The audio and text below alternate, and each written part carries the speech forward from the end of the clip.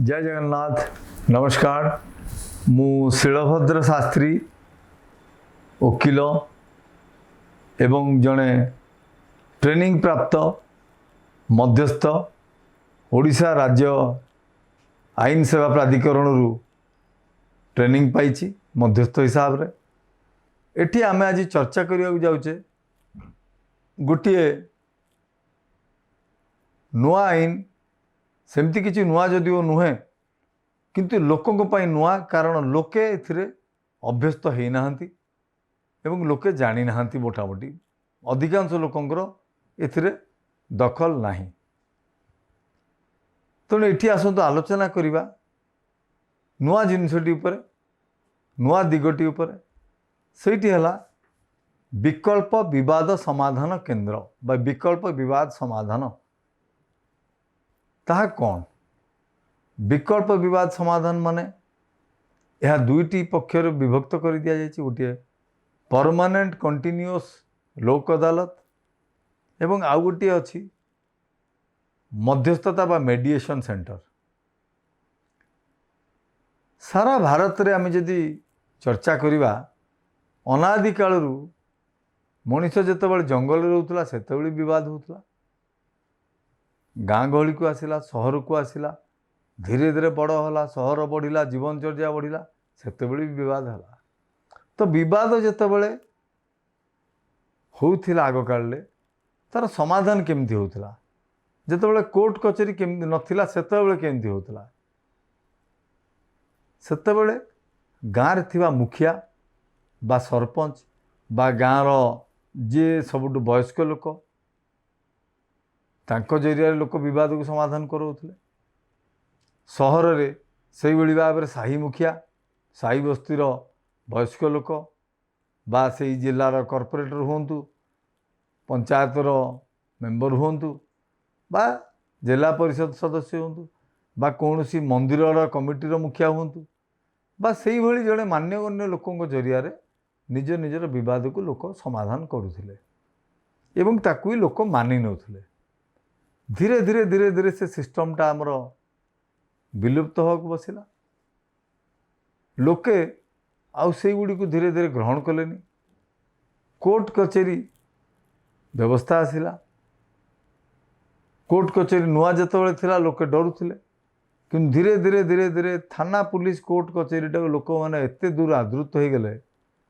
समस्त छोट छोट कथार थाना को जीवा कोर्ट कचेरी जीवा माली मकदमा कर अभ्यस्त हो गले एवं एभली भाव अभ्यस्त हेले यह एक व्याधि रे परिणत हो गला।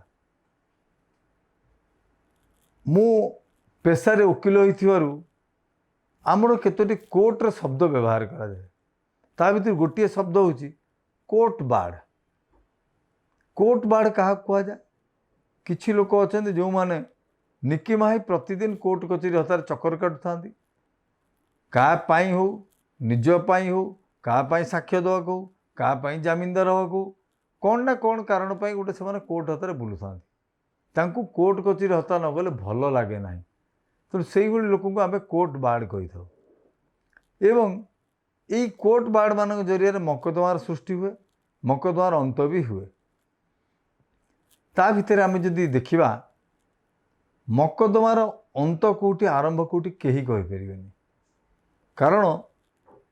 विगत 28-29 वर्षर वकिलादी अभिज्ञता देखी आसी गोटे छोटिया छोटिया मकदमा 2 डेसिमिल 5 डेसिमिल 10 डेसिमिल 100 डेसिमिल जमी बा कांथटी हो गोटे छोट चाष जमी हो लोक ताकू पुरुष पुरुष धरी मकदमा कर बाप मरीगला पुआ आसीगला एभली भी पुओ मरीगला पर ता पुओ ता झील भी आसीगले मकदमा कर 5 वर्ष 3 वर्ष 2 वर्ष नहीं 25 वर्ष 30 वर्ष 50 वर्ष भी लोक मकदमा दौड़ खाली तो दौड़ ना सर्वशांत होती एवं से मकदमा सर्वनिम्न कोर्ट रु आरंभ करी सर्वोच्च कोर्ट सुप्रीम कोर्ट को पर्यंत भी जाउछि जो समय जाउछि लोकंकर मानसिक स्थिति बिगड़ी जाउछि पारिवारिक स्थिति बिगड़ी जाउछि आर्थिक स्थिति बिगड़ी जाउछि संपर्क संपूर्ण छिन्न हो जाउछि परिवार भितर बंधुबांधव भितर सांगसाथी भितर विभेद ସମସ୍ତେ ସମସ୍ତଙ୍କଠୁ ଛିନ୍ନ ହୋଇଯାଉଛନ୍ତି କେବଳ ମକଦ୍ଦମା ଚକ୍କରରେ।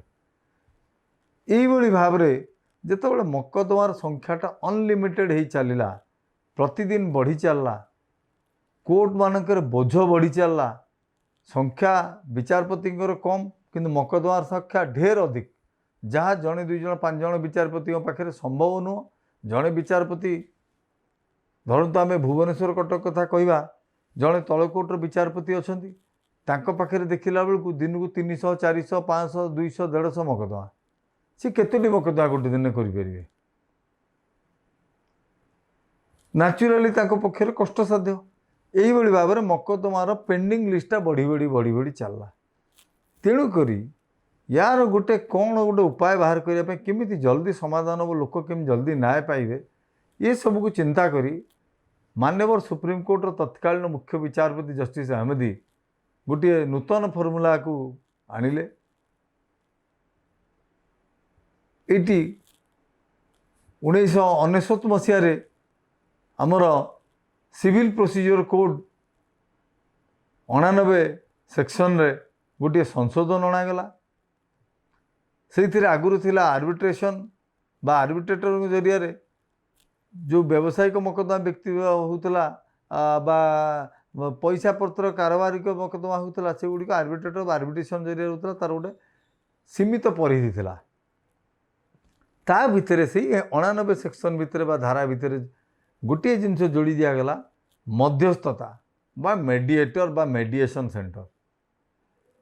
ସେଇ ଜିନିଷଟି ଗୋଟେ ବ୍ୟାପକ ଭାବରେ ଯୋଡ଼ି ଦିଆଗଲା। ତାପରେ 2002 ମସିହା ବେଳକୁ ଏଇଟା ନୂଆ ଆଇନ ଆସିଗଲା। ଏଇ 99 ଦଫାର ସଂଶୋଧନ ବା ସେକ୍ସନର ଯେଉଁ ସଂଶୋଧନ ଆସିଲା, ସେ ଅନୁସାରେ 2002 ମସିହା ବେଳକୁ ଆଇନ ଆସିଗଲା, ପ୍ରାୟ ସଂଶୋଧିତ ଆଇନ। ତାପରେ ଧୀରେ ଧୀରେ ପ୍ରାୟ 2005 ମସିହା ବେଳକୁ ପ୍ରଥମ କରି ଦିଲ୍ଲୀର 30,000 କୋର୍ଟ, ତାପରେ କାରକାଡୁମା କୋର୍ଟରେ ମଧ୍ୟସ୍ଥତା କେନ୍ଦ୍ର ଖୋଲାଗଲା। କିଛି ଓକିଲଙ୍କୁ ମଧ୍ୟସ୍ଥ ହିସାବରେ ଟ୍ରେନିଂ ଦିଆଗଲା, କିଛି ଜୁଡ଼ିସିଆଲ ଅଫିସରଙ୍କୁ ଟ୍ରେନିଂ ଦିଆଗଲା ଏବଂ ସେଇମାନେ ମଧ୍ୟସ୍ଥତାର ରୋଲ୍ କଲେ, କାମ କଲେ। ଧୀରେ ଧୀରେ ଧୀରେ ଧୀରେ କ'ଣ ହେଲା, ସାରା ଭାରତରେ ବର୍ତ୍ତମାନ ମଧ୍ୟସ୍ଥତା କେନ୍ଦ୍ର ବିକଳ୍ପ ବିବାଦ ସମାଧାନ କେନ୍ଦ୍ର ଭିତରେ ଗୋଟେ ଅଙ୍ଗ ହୋଇକି ରହିଗଲା ଏବଂ ଜିଲ୍ଲା ସ୍ତର, ବ୍ଲକ ସ୍ତରରୁ ନେଇ, ତହସିଲ ଠାରୁ ନେଇ ହାଇକୋର୍ଟ, ମାନ୍ୟବର ସୁପ୍ରିମକୋର୍ଟଙ୍କ ପର୍ଯ୍ୟନ୍ତ ବି ମଧ୍ୟସ୍ଥତା କେନ୍ଦ୍ର ବର୍ତ୍ତମାନ ବସାଯାଇଛି ଏବଂ ସବୁ ଜାଗାରେ ମଧ୍ୟସ୍ଥମାନେ ଅଛନ୍ତି ଏବଂ ମକଦ୍ଦମା ଗୁଡ଼ିକର ଫଇସଲା ବି ସେଇଠି କରାଯାଉଛି, ଯାହା ପ୍ରାୟତଃ ସାଧାରଣ ଲୋକ ଜାଣିନାହାନ୍ତି। ତେଣୁ ସେଇ ବିଷୟରେ ଗୋଟେ ସମ୍ୟକ ସୂଚନା ଦେବା ପାଇଁ ଆମେ ଏଇ କାର୍ଯ୍ୟକ୍ରମକୁ ଆଜି ଆପଣଙ୍କୁ ସ୍ୱାଗତ କରୁଛୁ। ସମ୍ୟକ ସୂଚନା ମଧ୍ୟସ୍ଥତା ବିଷୟରେ ଦେବି। ପ୍ରଥମେ ଆପଣ ଜାଣିଲେ, ମଧ୍ୟସ୍ଥ କହିଲେ ଗୋଟିଏ ସାଧାରଣ ଲୋକ, ଗାଁରେ ବୁଲୁଥିବା ଲୋକଟିଏ, ସହରରେ ବୁଲୁଥିବା ଲୋକ, ମହଲରେ ବୁଲୁଥିବା ଲୋକ ବା ମନ୍ଦିରରେ ବସୁଥିବା ଲୋକଟିଏ, କିନ୍ତୁ ତାର କୌଣସି ଗୋଟେ ଆଇନଗତ ସ୍ୱୀକୃତି ନଥିଲା। ଏଠି ଯେଉଁମାନେ ମଧ୍ୟସ୍ଥ ଆଇଲେ ଜୁଡ଼ିସିଆରୀ ଜରିଆରେ, ସେମାନଙ୍କର ଆଇନଗତ ସ୍ୱୀକୃତି ଆସିଲା। ମୋ ନିଜ କଥା ଯଦି କହିବି, ମୁଁ 2011 ମସିହାରୁ ଶିକ୍ଷିତ ବା ଟ୍ରେଣ୍ଡ ମଧ୍ୟସ୍ଥ ହିସାବରେ କାର୍ଯ୍ୟ କରି ଆସୁଛି। ଏଇଥିରେ ମଧ୍ୟସ୍ଥ ଜରିଆରେ କ'ଣ କେସ୍ ହେବ, ଯାବତୀୟ ପ୍ରକାରର ମାଲି ମକଦ୍ଦମା ଯାହା ସିଭିଲ୍ ମକଦ୍ଦମା ଭିତରେ ଯିବ ବା ଜମିବାଡ଼ି ସଂକ୍ରାନ୍ତୀୟ ମକଦ୍ଦମା, ପାରିବାରିକ ଅନ୍ୟାନ୍ୟ ବିବାଦ ସମ୍ପର୍କୀୟ, କିନ୍ତୁ ଏଥିରେ କୌଣସି ପ୍ରକାରର ଅପରାଧିକ ମାମଲା ମଧ୍ୟସ୍ଥତା ସେଣ୍ଟରକୁ ଯାଇପାରିବ ନାହିଁ। ଏଠି କ'ଣ ହେଲା, ଆପଣଙ୍କର ମାଲି ମକଦ୍ଦମା, ଜମିର ଭାରତରେ ଯଦି କୁହାଯିବ ସବୁଠୁ ବଡ଼ ମକଦ୍ଦମା ହେଉଛି ଜମିବାଡ଼ିର ମକଦ୍ଦମା, ବର୍ଷ ବର୍ଷ ପିଢ଼ି ପିଢ଼ି ଧରି ଚାଲେ। ତ ସେଥିପାଇଁ ମୁଖ୍ୟତଃ ଏଇଟାକୁ ଉଦ୍ଦେଶ୍ୟ କରି କରାଗଲା। ତେଣୁ ଏଇଥିରେ କ'ଣ ହେଲା, ମଧ୍ୟସ୍ଥ ପାଖରେ ଆପଣ ଧରନ୍ତୁ ଦୁଇ ପକ୍ଷ ଚାହୁଁଛନ୍ତି ମକଦ୍ଦମା କରିବା ପାଇଁ, କିନ୍ତୁ ସେମାନେ କେଉଁଠିକି ଯିବେ ନିଷ୍ପତ୍ତି ନେଇପାରୁନାହାନ୍ତି। ହଠାତ୍ କୌଣସି ସୂତ୍ରରୁ ଖବର ପାଇ ସେମାନେ ଜାଣିଲେ ଏମିତି ଗୋଟେ ମଧ୍ୟସ୍ଥତା କେନ୍ଦ୍ର ହୋଇଛି ବା ଏମିତି କିଛି ଲୋକ ମଧ୍ୟସ୍ଥ ବୋଲି ଅଛନ୍ତି। ପ୍ରତି ଜିଲ୍ଲାରେ 10 ଜଣ, 20 ଜଣ, 30 ଜଣ, 40 ଜଣ ପର୍ଯ୍ୟନ୍ତ ମଧ୍ୟସ୍ଥଙ୍କୁ ଟ୍ରେନିଂ ଦିଆଯାଇଛି। ସବୁ ତାଲୁକ ସ୍ତରରେ ବି ଅଛନ୍ତି, ଗ୍ରାମ ନ୍ୟାୟାଳୟ ବି ମଧ୍ୟସ୍ଥଙ୍କୁ ଦିଆଗଲାଣି। बर्तमान ए परिस्थिति रे मध्यस्थ मानू जोगाजोग करा केमती से माने पाइबे केमती लोकों द्वारा प्रचार प्रसार हेले ही मध्यस्थ पाखे आप पहुँचे। तेणु धरतु आप गोटे मकदमा करने को चाहते आपण मकदमा को जीवा पूर्वर उभय पक्ष जड़े ट्रेंड मध्यस्थ पाखक गले उभयंकर अभियोग पत्र देले अभियोग कहले सी शुणे उभय शुणिला दुई जनकर गोटे समाधान बाट काढ़े गोटे आपस समाधान भित्तिरे आपस आलोचना भित्तिरे गोटे लेखा लिखिए उभय भितर यही आलोचना है यही पॉइंट्रे बा यही दिग प्रति विचार करागला एवं यहीटा उभय भितर राजी रुजार लिखित भाव रहा सी से लिखिए उभय पक्ष तादर दस्खत करेंगे साक्षी मैंने दस्खत करेंगे एवं से उभय पक्ष लेखा रही मध्यस्थ जोटा है भविष्य में यही पर्टिकुलर जमी बा जो मकदमा संक्रांति से आसते ता नहीं आउ कौन माली मकदमा हम ना। This is called pre litigation मेडिएशन। तापर आम आसवा पोस्ट लिटिगेशन मेडिएशन बा कोर्ट कचेरी चली मकदमार मध्यस्थता केन्द्र केमती हम। कोर्ट कचेरी जो मकदमा आपंकर वर्ष वर्ष धरी चली कई क्या सारे कथबार्ता करना उभय पक्ष को चाहूना पुलिस थाना होती हणामरा भी होती विभिन्न समय आक्रोशमूलक पदक्षेप नौ तेणुक आपण कई क्या सारे टॉकिंग टर्म नथिवर आपण कई क्या कथा चाहूना से आपन को सबुठ भल बाट है जो अदालत रे आपण मकदमा था तल कोर्ट हो हाईकोर्ट हो जो कोर्टे था सेठी आपण से कोर्ट जरिया दरखास्त दे पारे जे आज्ञा आमर मकदमाटा मध्यस्थता केन्द्र को पठे दि जाऊ आम उभय पक्ष से गोटे आपस आलोचना मध्यम आमर निजस्व गोटे विचारधारा मकदमाटा को सबुदिन तुटेवा चाहूँ। तापर कौन हम से जो अदालत रे थिबो से अदालत तांको निजस्व चॉइस रे बा तांको लिस्ट रे थिया मध्यस्थ भितर क्या गोटे दे पारती बा क्या न दे डायरेक्टली मेडिएशन सेंटर बा मध्यस्थता केन्द्र को आपण मकदमा को पठे दी पारती। आपण मकदमा मध्यस्थता केन्द्र में पहुँचला सेठी जे जज इनचार्ज तार रोचन सेक्रेटरी हिसाब से सी लिस्ट थी जड़े मध्यस्थ को आपण मकदमाटी देवे तापर आपण को नोटिस दिज्व आपण आसिक हाजर हूँ एवं अपर पक्ष जड़े धरत मकदमा फाइल कले मध्यस्थता केन्द्र अपर पक्ष गोटे नोटिस जीव सी आसिक सहमति प्रकाश करेंगे जे आज्ञा मध्यस्थता केन्द्र जरिया मो मकदमा मु करने को चाहूँगी तापर जाई मध्यस्थता केन्द्र आपण मकदमाटा को विचार को नब सेठी जो मध्यस्थ रहिबे आपण मकदमा सी ना सेते बळे वकील ना जज ना कौन यूनिफॉर्म पिंधिकी बसवे सी साधारण मध्यस्थ हिसाब से आपन बसवे सेठी आम सब अलग अलग कक्ष तैयारी सेठी उभय पक्ष को बसइबे शुणिबे तांकर विचार ता प्रोसेसटा है कौन आमर नियम तो आम प्रथम कौन करूँ अलग अलग दी पक्ष को शुणु उभय पक्ष को नानादी अभियोग थी ताकू शुणी सारापर चेष्टा करूँ उभय पक्ष को केमती आमने सामने बसई कथा हाँ झगड़ा जाटर गोटे समाधान करने झगड़ा लगिले आम तो बुझे सुझे सामना सामने बसई भितर गोटे आपस आलोचना करूँ एवं मंजी टी काढ़ू मूल मंजीटी कौन जो एत वर्ष धरी मकदमा चली झगड़ा चली मूल मंजीटी तत्वटी आम पाइला चेष्टा करूँ उभयंकर गोटे आपस समाधान बाट खोल जितेबाला गोटे आपस समाधान बाट खोलीज उभय को मध्यस्थ तांको तरफ कहे यहीटा ही आपण समाधान बाट उभय जदि ये राजी हे ताहले उभय भल आपणकर माली मकदमार समय बंचो खर्च बंचो आपणकर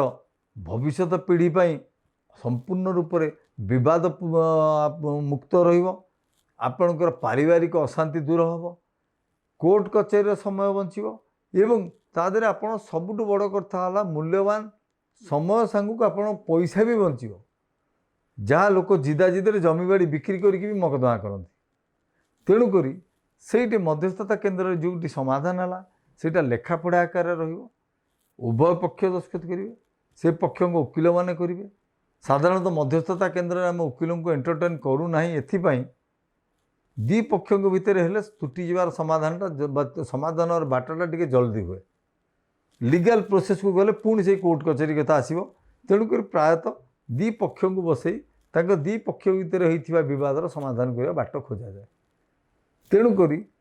आमे से बुझेला पर जो लेखाटी तांकर समाधान है आपस भाव में से लेखिलु सेटा पुनर्बार जो कोर्ट आसो से कोर्टरू मध्यस्थता केन्द्र जरिए फेरस्त जीव से कोर्ट कौन करेंगे जो लेखापढ़ा अनुसार मध्यस्थता केन्द्र फेरई थे से अनुसार जजमेंट करदे। The beauty of मेडिएशन is that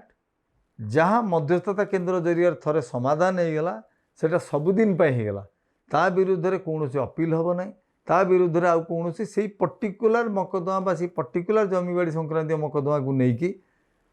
आउ कौन बद देखा ना केतेबेले विवाद हम जदि कौन पक्ष कहे जे मते जालियाती करी बा फ्रॉड करी एटी करई नहीं मुझा जानी ना मोर कौन प्रकार गोटे प्रेसर करई नहीं से क्षेत्र में हुए तो से चैलेंज करी साधारणतः आज पर्यंत मो देखिए 10 वर्ष भर यह किंतु लोक जदि माइंडसेट कहार टे लिटिगेंट माइंडसेट थी सी करें विवाद तेणु से भाया लोक मध्यस्थता केन्द्र को न जावाटा उचित। तेणु द्वितीय गुरुत्वपूर्ण कथा है मध्यस्थता केन्द्र को जीवाई लोक जानी ना जानी जी भी जाऊना से गोटे उपदेश बा गोटे कथा कहि से मैंने जातु जल्दी बाट खोजतु एवं सहल बाटर आप समाधान हम आपण को टंकाटे मध्यस्थता केन्द्र को दबाक पड़ो ना से आपणकर जी भी मध्यस्थ अच्छा सी आपण द्वारा पेमेंट पाइबे ना बा दाबी करें ना नेबे भी ना अंततः ओडिशा आम से सिस्टम ही ना तेणुक से भाया पोटेंशियल वकील देखिकी मध्यस्थ करा जाइछि। एवं तृतीय बड़ कथा है तृतीय बड़ कथा जे आपणकर से समाधान हो गला पर सबुदिन मकदमार अंत घटला। जमीबाड़ी सांगे आउ गोटे कथा कही रखी बर्तमान वैवाहिक मामला भी मध्यस्थता केन्द्र जरिए होउची ता कारण जदिओ फैमिली कोर्ट बा परिवार अदालत रे गोटे केन्द्र रही सेठी भी मध्यस्थता माध्यम करुचंती किंतु से जो कन्सिलेसन सेंटर रही सेठू फेल है पर भी लोक पुणी मध्यस्थता केन्द्र को आसुचंती एवं आसीपारे बोली बर्तमान मोटामोटी ग्रहण करागला एवं मध्यस्थता केन्द्र जरिया भी होउची ता कारण है मध्यस्थता केन्द्र रे मध्य गोटे टाइम फ्रेम रखाई 60 दिन भितर आपणकर विवादर समाधान करने चेष्टा करा जदि 60 दिन भितर न रहा मकदमा बा न हो पारला बा उभय पक्षर सहमति है ना ताले आमे सेटा मेडिएशन फेल्ड बोली लिखी जो कोर्ट आसो से पठेदेबू जदि समाधान हो गला 60 दिन भितर आमे अति कम 3-4टा सिटिंग करूँ जदि ता सत्वे नहला फेल भी लिखिदेबू जदि होगला अति सुंदर कथा ताले आमे लिखिदेबू एति तारीख में बसिले या विवाद थिला या समाधान बाट खोलला से समाधान अनुसार उभय पक्ष खुशी राजी रुजार दस्खत करके गले से सरला मध्यस्थता केन्द्र जी गले से एंड हो गला there will no further dispute at all. तेणु समस्त अनुरोध मध्यस्थता केन्द्र को आसतु एवं यही विकल्प विवाद द्वारा बा मध्यस्थता द्वारा आउ गोटे मामला भी बर्तमान होची चेक बाउंस मामला बा 138 NI एक्ट जहाँ को भी मध्यस्थता केन्द्र को जाऊँगी जो थे कि लोक बहुत रिलीफ पाँच तेणु ये 3 प्रकार मामला लोक मानू उपदेश बा जनसाधारण जो मैंने ये कार्यक्रम को देखुं से माने तांकर जहाँ भी यही प्रकार विवाद रही ये विवाद को प्री लिटिगेशन जरिया हो बा पोस्ट लिटिगेशन हो मध्यस्थ बा मध्यस्थता केन्द्र द्वारा करई नबाटा तांको समीचीन हम उचित हम एवं समस्त समाज एक सुखद खबर हम। नमस्कार, धन्यवाद।